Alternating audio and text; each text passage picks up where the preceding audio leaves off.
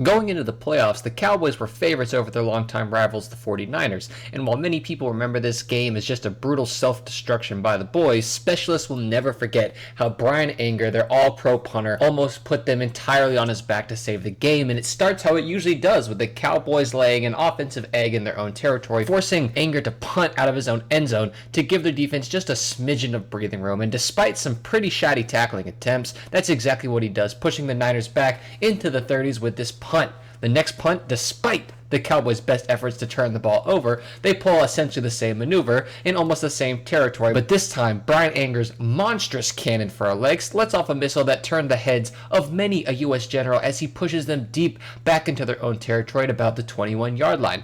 Despite the fact that the boys can't seem to stop a match with a bucket of water, they do enough to mitigate the damage to only be down by 2 scores, which means Anger has to do his absolute best to help this holy defense, not holy as in holy, or holy as in that holy either, out as much as he can by putting it inside the 5 for him. Luckily, with 22 seconds left on the clock, they're able to keep them from scoring, which they liked so much they decided to try it again as soon as the second half opened up.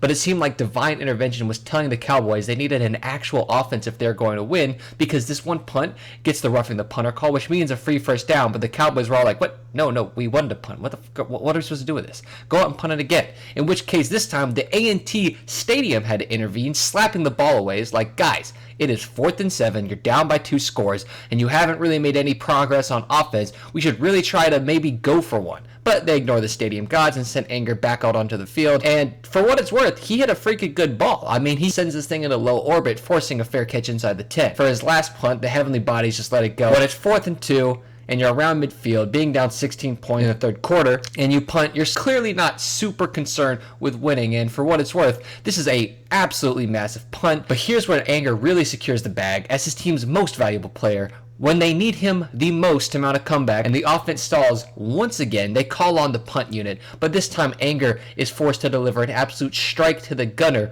resulting in one of the very few first downs picked up by the Cowboys that game. And flash forward to when they get all of 3 more offensive yards forward, and Anger is trotted back out on the field, this time with Zerline, and increase their score by roughly 50%. The boys score again, hold them off, but all that cowardice early on does not pay off, as with just seconds winding down on the clock, Dak takes a slide a hair too late, resulting in one of the worst ways a playoff game has ever ended in my lifetime. But Anger popped off and is a beast, so I hope you guys are having an amazing day, and peace. Contact with the video board, the base of it, and Benjamin, yes, that did change field position by 26 yards.